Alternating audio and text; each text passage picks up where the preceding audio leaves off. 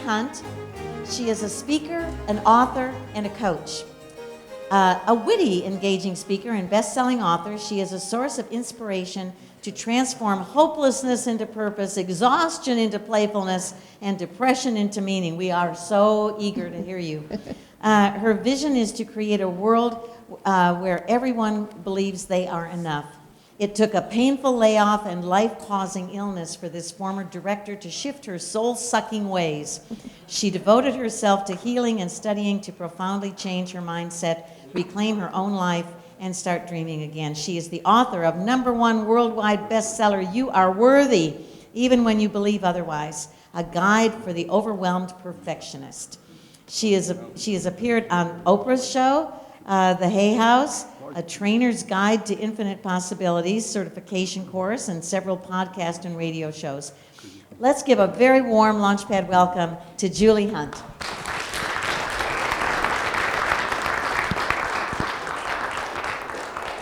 Thank you. Well, I am really excited to be here. Shannon is the one that actually invited me to come. And she heard me speak at another presentation.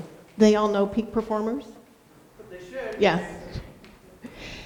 My husband works there. That's an inside track to be a speaker at their luncheon. Anyway, when Shannon asked me, I was so excited to say yes. Because everybody who is in that field of unemployed, it is a field of unemployed holds a really soft spot in my heart. Because each and every one of you was given a platter with something you didn't order, right? Yet you persevere. And I hope that you will celebrate that you are persevering, because it is important to make sure you do that while you're unemployed. Now I'm here today because each one of us at some point in time, I don't know why that's going in and out, but each one of us at some point in time has wondered, and this might be your point in time, do you see me? Do you hear me? And do I matter? And when the answer is no to these questions, we feel like we aren't making a difference at home or even in our communities. In fact, a lot of times we just plain feel like we don't matter. Now, some of you may not realize that you're feeling this way because it might be way down in your subconscious and you might be resisting it. And then some of you might be thinking, I'm the only one. I used to feel the same way. And guess what I found out? I was in good company and lots of it. Because when I was the director of a software company, there were a lot of days, especially as the only woman at the table, there were a lot of days where I felt like my input was not heard, that my ideas were not taken seriously. In fact, there were a lot of days where I felt like the system was rigged against my success. And there were days where I felt like I'm not quite sure why I don't just give up. And there were days that I would go home after a 12, 14, 16-hour day, and I would feel defeated. And I would lay my head down on the pillow at night, and I would say, I'll try again tomorrow.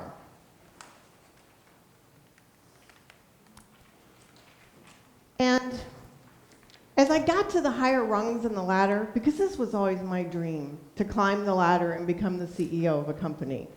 Not quite sure, but that was my dream. And as I got to the higher rungs on that ladder, I felt unhappy, empty, and unfulfilled. And I felt guilty for feeling that way, because after all, I had a job making good money. And you might be thinking, how could someone with such a great job feel so empty? Well, I could probably give you about 100 reasons, but today I'll just give you a few. Things like shortages of budget and staff, unrealistic deadlines, and the day I was invited to leave my job. Does any of that sound familiar to you? Do you feel like these types of events or constraints make it seem impossible to feel like you're making a difference? That's how I felt. But I have some really good news for you today. At least I think that's what I have. Oh, good, I do. Up until this point in time, you probably thought that these types of constraints and these types of events actually determine the value that you make in the world and the difference that you make. But in reality, they have nothing to do with it. Did she just say that? Absolutely. And so today, I'm going to show you why that doesn't matter. Because each and every one of us gets to make choices.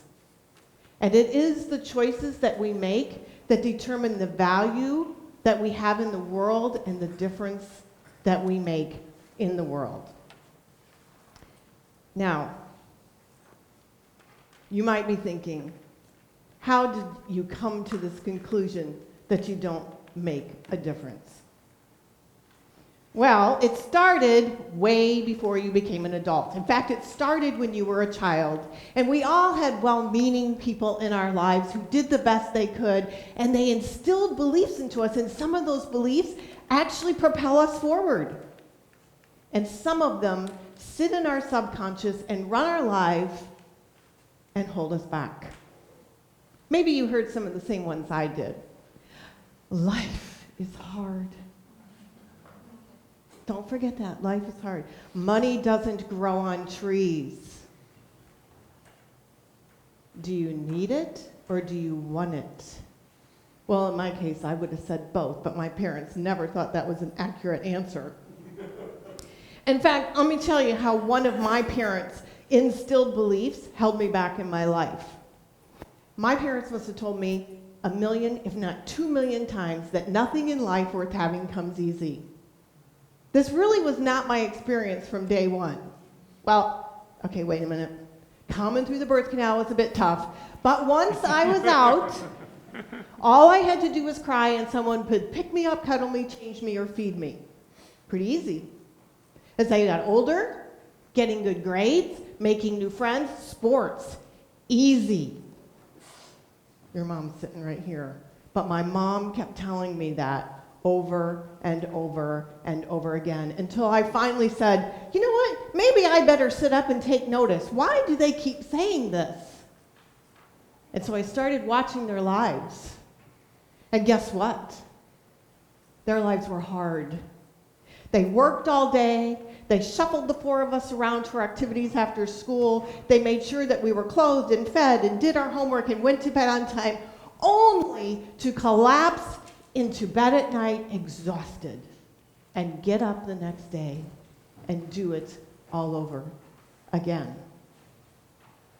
So from my observation, I perceived that as an adult, I had some time to hang on to this, as an adult, having a career and a family was really hard, but it was worth having. And that little thought process got stored in my subconscious.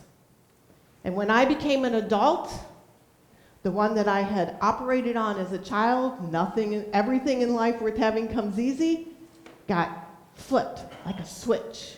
And nothing in life worth having came easy. Now, what this meant was, in order for my corporate career to be worth having, it had to be really difficult to obtain. So what do you think I did to make it worth having? I became a workaholic. 60 to 80 hours a week, traveling more than 50% of the time. In fact, I can tell you exactly what night I got pregnant with my son, because I was only home 2 nights that month. So, because of my perception and my observation, that one thought process made me a workaholic. Now, not only do we get messages from our parents, and messages that we all think are benign or maybe insignificant. We also get messages from the outside world. Now today, we get them 24/7. If you want to be up 24/7, no worries, you can get them any time of day. Let's take a look at a typical day. The alarm goes off, you roll over, you pick up the phone, and you start scrolling through social media. And you start comparing your life to everyone else's. And you see that everyone's going to Scotland and Portugal, and you're thinking, well, my life just doesn't quite measure up to that one. Then you scroll through the news. Oh, yes, the news. And the news makes you feel fearful, hopeless, and out of control. Then you hop in your car, you turn on the radio, and you listen to advertising that tells you if you're not fat-free, gray-free, or wrinkle-free, you are not enough. And by 10 a.m., you have heard this message so many times that you start believing it. And for your generation, it's if you don't have the newest iPhone, if you aren't this thin and you don't have, you're not enough. Then you walk into an interview and you look around the room and you see a lot of people waiting to interview for the same job. And guess what? They're younger than you. And now your hope and the ability to think that you even have value and you make any difference in the world kind of sinks to an all-time low. It's really no wonder you feel like you don't make a difference. Now, what happens with all this negative messaging?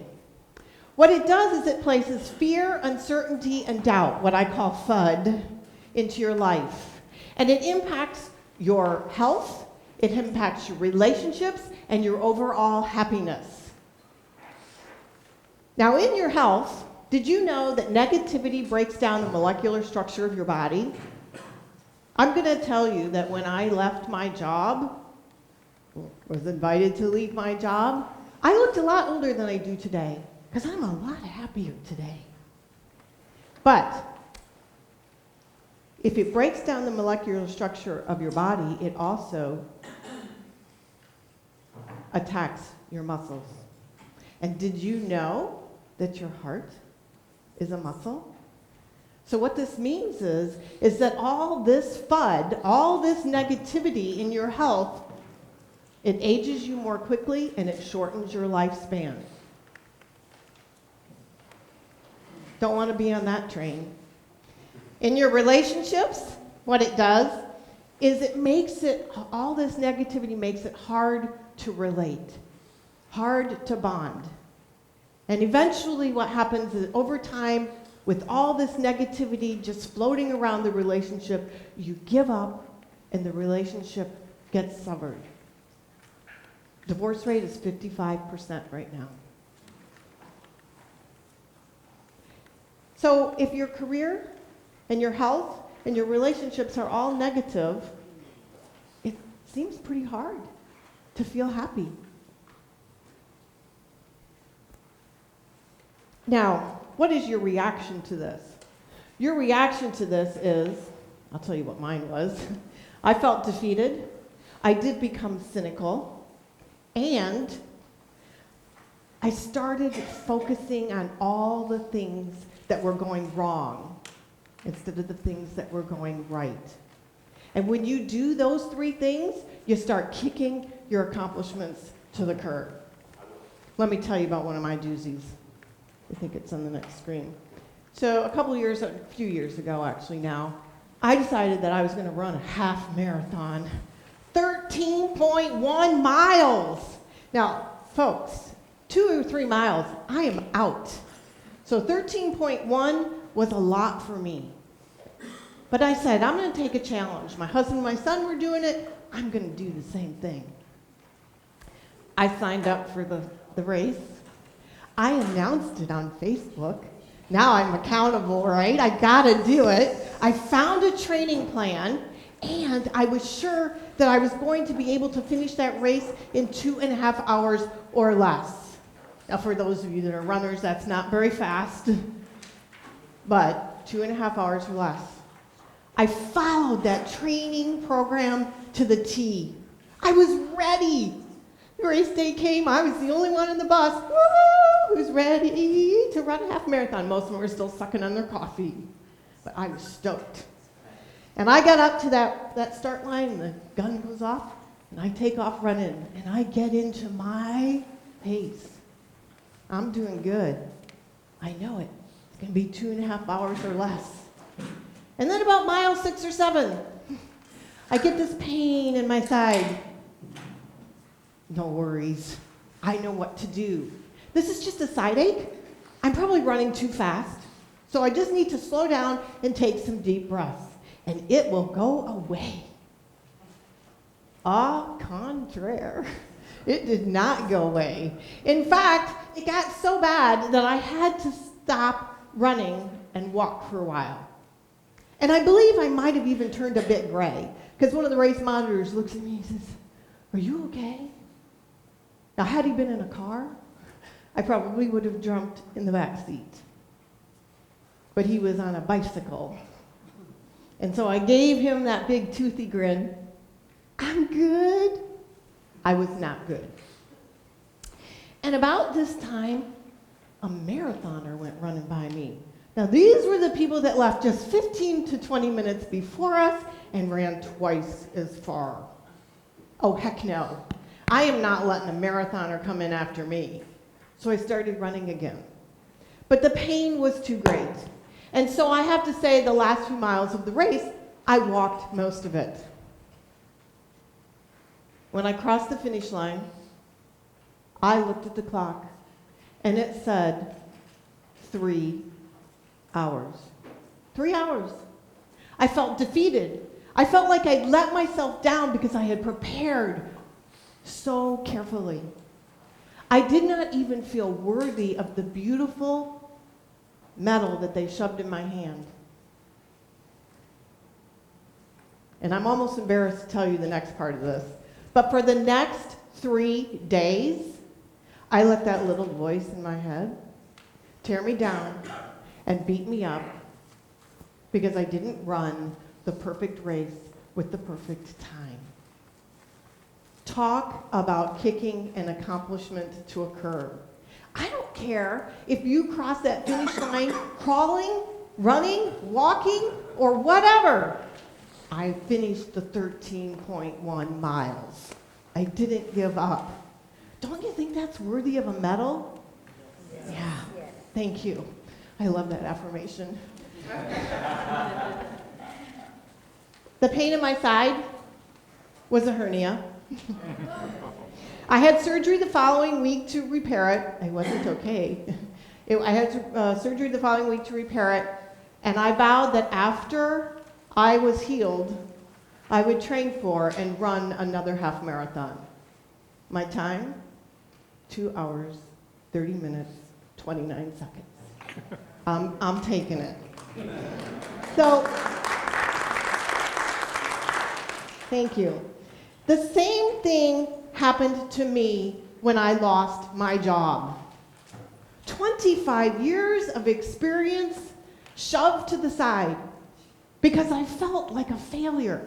I felt all alone. I felt defeated. I felt like, why bother? And I kicked all those accomplishments that I had had, all those successes in the previous 25 years, off to the side as though they didn't matter because of this one experience that I calculated as a failure. And once again, I felt like I wasn't making a difference. Now, what I want you to know is that I'm going to challenge you today. I'm going to challenge you to change the way that you look at things, especially the situation you are in right now. Because the way that you change the way you look at it is going to determine how you feel about your value and the difference that you make in your life. Because every person in this room has choices And how did they respond to adversity, to bumps in the road, to any situation in your life? Now, when I lost my job and felt like a failure, it was hard for me to start that process of picking myself up. But someone said to me, it doesn't matter where you've come from. It doesn't matter whether you're rich or poor, whether you've had a lot of successes or a lot of failures, whether you're tall or vertically challenged. Each and every person in this room was born with an unlimited supply of value and the ability to make a difference. Now, let me show you this in action. Did you all know that McDonald's has 7 magic words? Would you like fries with your order? Those 7 magic words, they impact the bottom line by millions of dollars.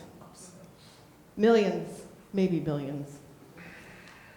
They also impact the number of fry makers that they need to hire and whether they can earn enough money to go to college. It impacts the potato farmer and whether he can sell enough potatoes to McDonald's to be able to feed his children. And it impacts the truckers and whether they can make enough money to pay their bills. 7 little words impact the world. And the same is true for you. Every problem you solve, every interview that you so bravely go to, every job that you apply for, every person that you talk to, your words impact the world. And it starts here and it trickles down. The choice you're going to have is it going to be negative or is it going to be positive? So, let's find out how to make the shift. Because I don't know about you, but when I was in your situation, I needed help. And I'm going to do today, what I'm going to do is I'm going to give you 3 tools and some action steps that are going to help you make the shift. And when you make the shift, you go from fear to possibility. Now, the turnaround is a tool that retrains your brain to think in the positive. Now, when I was unemployed, I got to tell you, I was pretty negative, associating that failure, and I felt like, I had these emotions, and my emotions went from indignant to utter sadness at a moment's notice. I know my poor husband. I'm so surprised we're still married. People would come to me and they would give me suggestions on how I could better increase my odds of finding a job. And I would listen to them intently and I would say thank you. And then as soon as they would leave and were out of, sight, I would take their words and I would spin them into a never-ending stream of negative self-talk. I would say things like, well, they don't get it. I'm unemployed. Who's going to want me? I'm unemployed. Or, God, I don't even think I know how to interview anymore. When was the last time I interviewed? Or maybe someone will think, you know what, she's not making a difference. She's not even employed. Obviously, her company thought she didn't matter. And the worst one, I'm not hireable. I don't know if that's a word, but you all know what it means, right? I'm not hireable. Really? For 25 years, I was. This is not a good way to talk to yourself. This voice in your head is your inner bully. And there's children in the room, so I won't say too much about that. But she feeds your mind with thoughts based on fear. She also will brainwash you into believing that you're not enough. She's a liar. You have been enough previously, you are still enough now, and you will be enough in the future. This voice is one you want to get under control, because if you don't, she will hold you back with her stinking thinking. Now, what do you want to replace her with? You want to replace her with a voice that's going to encourage you and empower you, one that's going to lift you up when you're down, one that's going to remind you that you have choices in how you react to this bump in the road.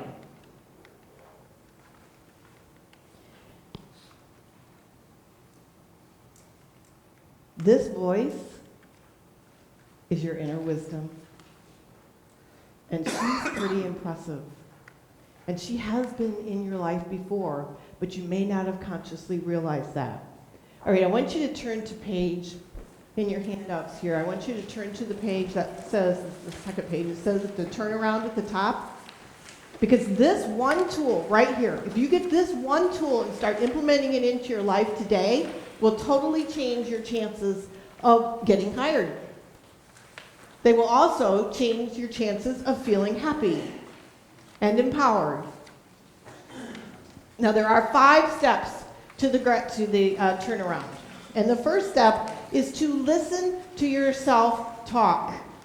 This is not an invitation to berate yourself or beat yourself up. It's just a curiosity. Listen to what you're saying to yourself. Now, when I was listening to mine, I had to tell you, I had no clue I was tending my negativity garden as much as I was. No wonder it was black flowers. Anyway, that's the first step. The second step is, if you hear something negative, write it on paper. That stuff doesn't belong up here in your head. It belongs on paper, paper that you can burn or shred or wad up and throw away. Write it down on paper. Those negative statements are what we call inner bully statements. Now, step 3 is to turn it around from a negative to a positive. You're creating a positive affirmation. Now, before you go down the road of those don't work, I'm going to show you an extra step in how you can make a positive affirmation work for you. Because I don't know about you, but some of my negative affirmations I've been saying for decades. So if I took the one of, I'm not hireable, and I don't have a job, which one am I going to believe? Probably the one, I'm not hireable. But if my inner wisdom, if I let her speak, she's going to say, I am hireable. In fact, they would be lucky to have me. But I'm not going to believe it right away, which is why you need step 4. And step 4 in the process is your supporting evidence of where in your life that positive affirmation has been true, or when it's been true, or where it could be true. I don't care if you have to go back to kindergarten. Mine, I'm hireable. Well, when I was 16, I was told to get out there and get a job. I found one within 2 hours. I am hireable. I've had a job for the last 25 years.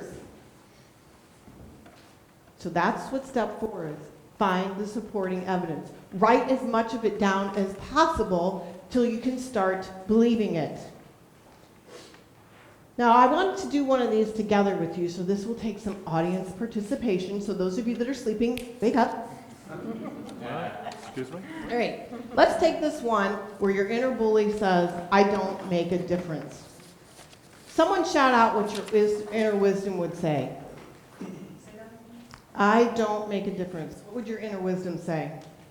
Yes, you do. Yes, I make a difference. Yes, you do make a difference. Write that down on your sheet. Yes, I make a difference. I'm supposed to say. I'm supposed to say. Yes. Yes, I make a difference. Now, sit down and shut up. Because I'm in charge. There you go. Telling his inner bully to sit down and shut up. That inner wisdom. You got to watch out for that sometimes. Gets a little sassy. Okay, now let's come up with some supporting evidence of that. I'm going to give you one.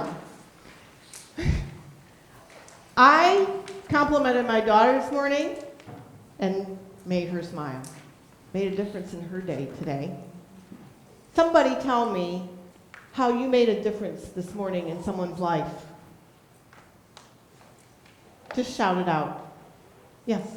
I told my friends happy coming out day. Love it. He told his friends happy coming out day. What about traffic? Yes. I brought coffee. She brought coffee to her husband. Points. Ding, ding, ding, ding, ding. Points. Yes. What about traffic? Did you let anybody in traffic today? I can guarantee you, you made their day. Not the guy behind you, but the guy, not the guy, you know what I mean. Anyway. So, write down some times in your life where you have made a difference. You can use the 3 that we just said, or you can write down some other ones. I'm going to give you a minute to go ahead and write some of those down.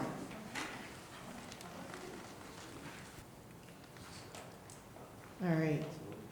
If you look at this sheet of paper, there's one here that says, write your own inner bully statement.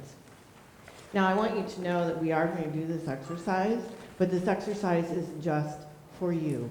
I'm not going to ask anybody to share their inner bully statement because you know what? Nobody wants to hear them because we all have them. And we don't want to hear that somebody else has them too, because then we wouldn't feel so alone. All right? So I want to give you I want you to write the first one that comes in your mind. I don't want you to judge it. I don't want you to judge yourself because you say it. I just want you to write down the first inner bully statement that you say to yourself in your mind and put it on your paper. And when you finish writing it down, raise your hand. What is the opposite of that? Write it down on your paper. Write down what the opposite of that would be. This is your positive affirmation. Does everyone have an inner wisdom statement? Okay. Now, look at that inner wisdom statement. When in your life has it been true? Where in your life have you seen evidence that it is true? I want you to write down 2 to 3 supporting evidence to show yourself that your inner wisdom statement has been true in your life. Make sense? Okay. I'll give you a couple minutes to do that.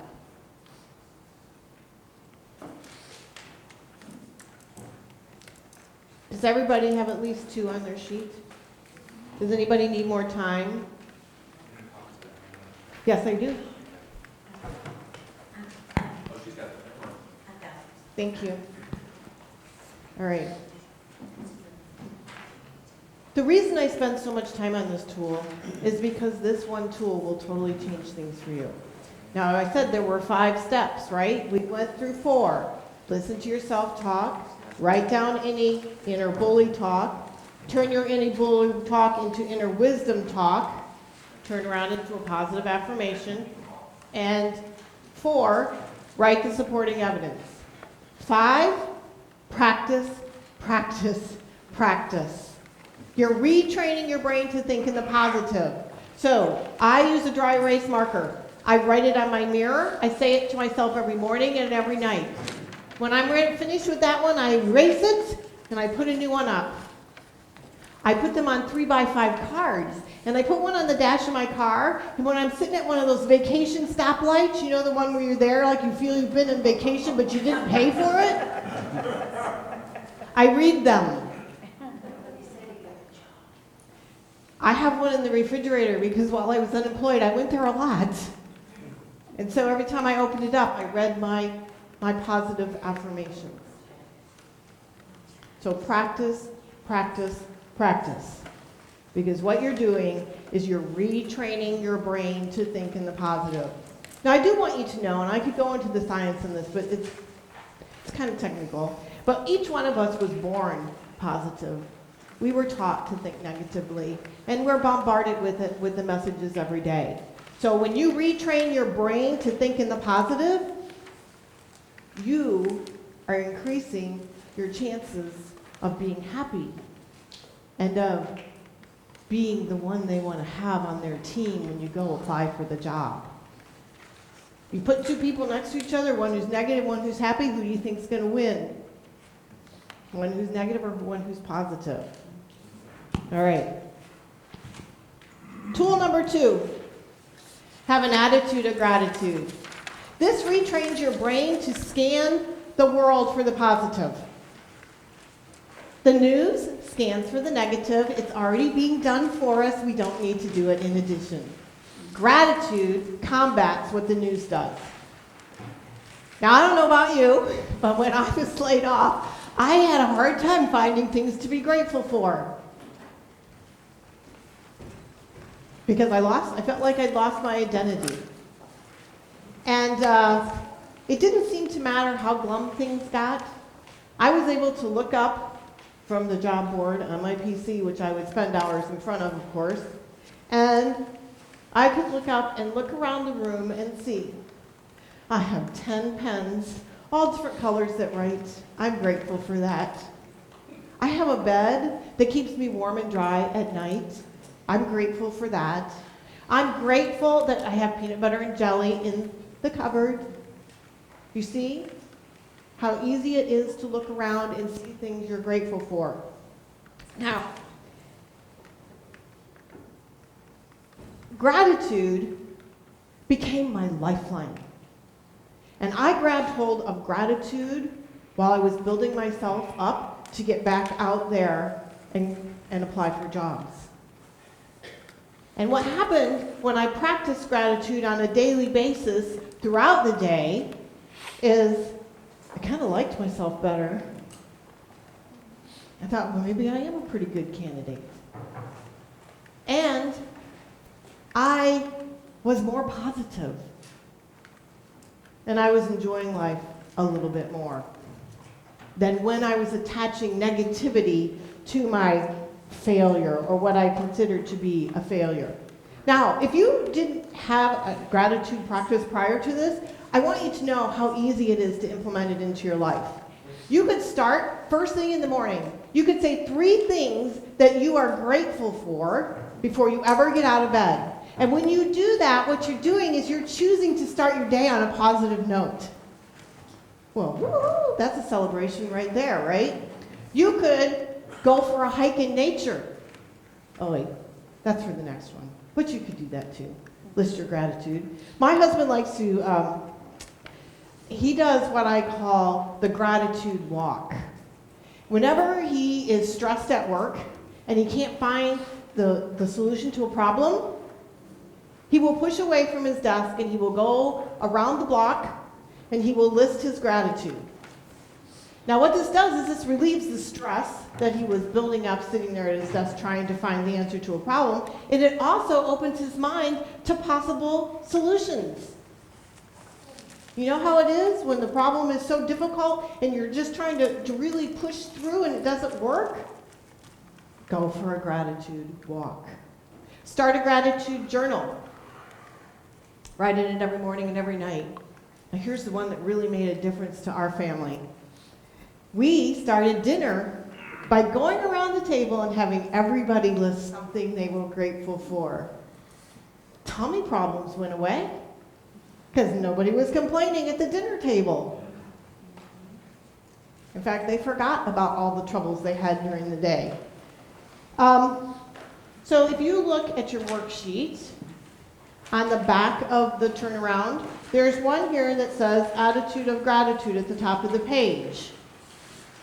What I would like for you to do, oh yeah, I forgot to tell you this. This is pretty good. When you're sitting in a parking lot waiting to go into an interview, list 3 things to be grateful for. It's going to lift up your energy, right? When you get into the interview, tell them you're grateful for the opportunity to interview. They're going to like that. All right, so on this page, I want you to list 3 things that you are grateful for today. Some lady told me not too long ago, she was, I'm grateful I made it here because of traffic. It's just, you just never know. So list 3 things you're grateful for, and when you are finished, raise your hand. Can someone shout out something that they're grateful for today? The cool weather. Yes, by the way, fall has arrived for a couple days. Being alive. That's one of my first ones before I get up. Thank you, God, for giving me this day to get up, go out and live another day. Somebody brought donuts. Somebody brought donuts. She's grateful somebody brought donuts. They have a job. Anybody else? I'm healthy. She's grateful that she's healthy. Learn how to cook my own meals. You want a job as a chef? Yay! Okay, so let me ask you. Now that you've written a few things down, you've shouted some gratitude out, how do you feel? Do you feel just a little bit better? Maybe a step up from where you were when you came in the door and you're like, I'm here at Launchpad because we're all unemployed. Right? Yeah, you feel a little better, right? So gratitude. Gratitude retrains your brain to scan the world for the positive. Use it as your lifeline. It is a simple tool. It's easy to do. You can sit in those traffic lights, those, what I call them, vacation traffic lights. You can list gratitude. You can probably get 20 or 30 in. Might not feel so bad about sitting in that traffic. All right. Tool number 3. Self-care. Self-care retrains your brain to see that you matter. Now, some of you might think I'm going to get a little preachy here because of the importance of self-care. It is the greatest gift that you can give to yourself and to your family. Now, many of us have been taught that self-care is selfish. But today I want to challenge you to change the way you view self-care. I want you to pretend that you have a pot of gold inside of you. And every time you do for somebody else, a piece of gold leaves your pot. What happens when your pot is empty and you keep giving? You become angry, resentful, and tired.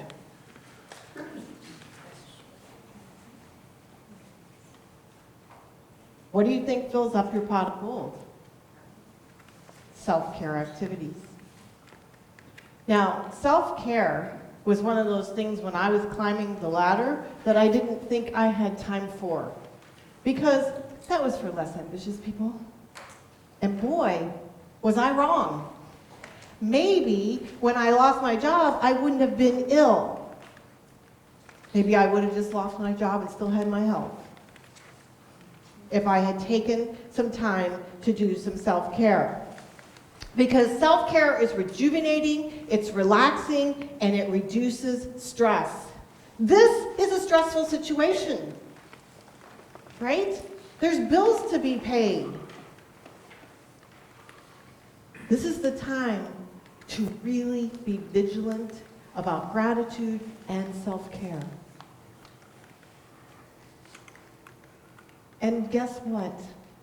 Self-care doesn't cost anything. Here's some ideas for self-care. You could go for a hike in nature. Nature is the most amazing elixir in the world. Go for a hike in nature. You can go with a friend or go by yourself.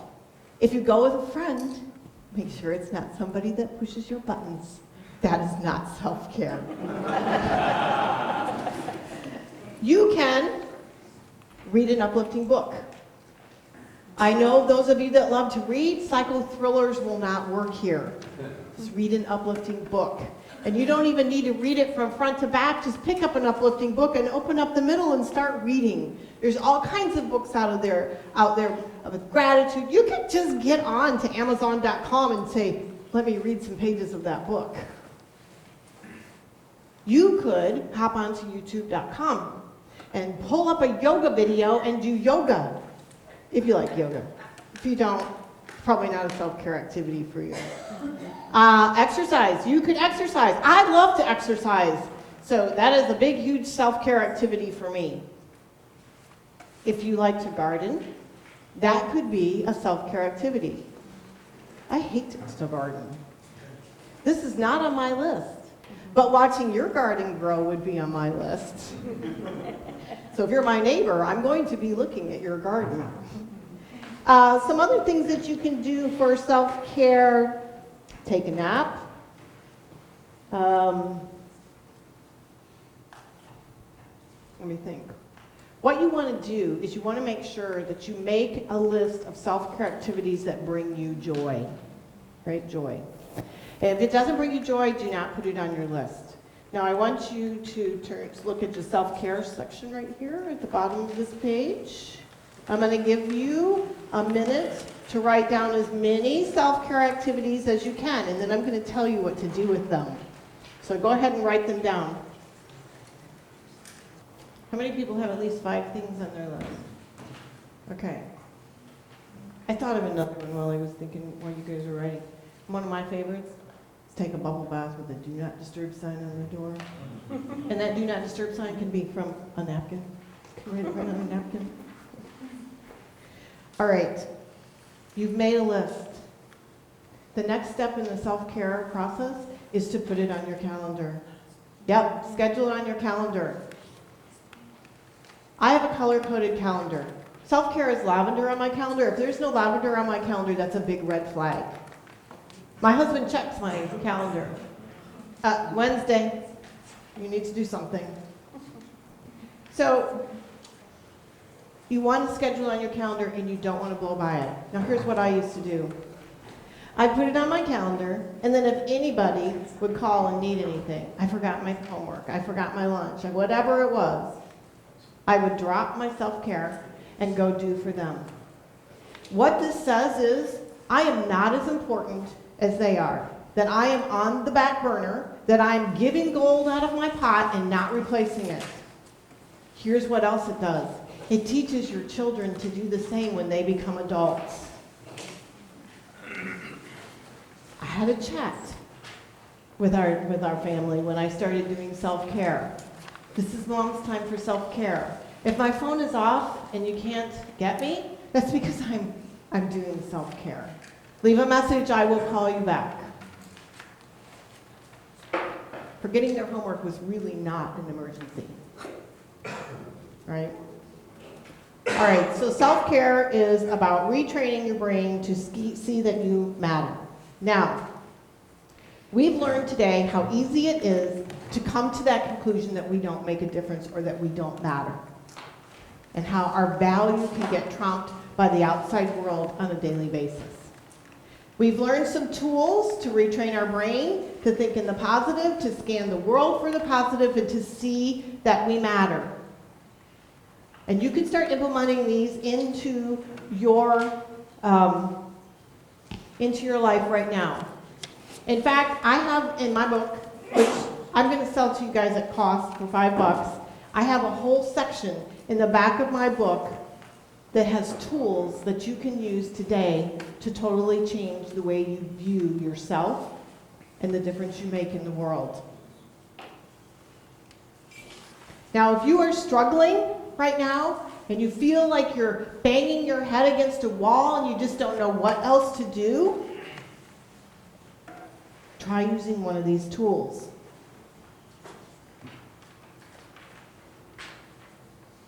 Because I want you to know that every single one of you makes a difference in the world.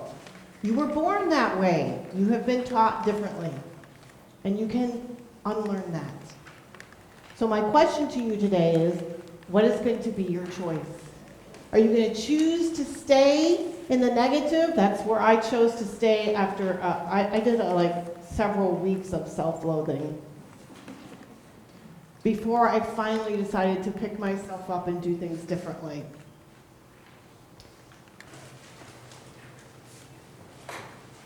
I want to give you some parting words. I want you to pretend that I have a $100 bill up here. You know, one of those really nice, brand new, crisp ones you get at the bank. I love holding those. And someone tell me how much it's worth. $100. Thank you for participating. Now, if I were to crumple it up and throw it on the ground, stomp on it a few times, maybe drag it through the dirt, pick it back up, open it up. Now it's creased and it's dirty. How much is it worth? $100. We all have life situations where we feel creased, or like we're less than, or that our value has been trampled, or like we aren't making a difference. But just because we have these life situations, it doesn't diminish our value.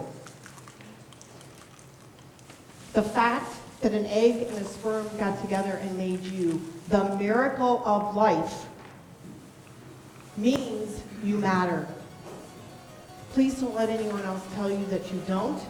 And for heaven's sake, please don't tell yourself that you don't matter, because you do.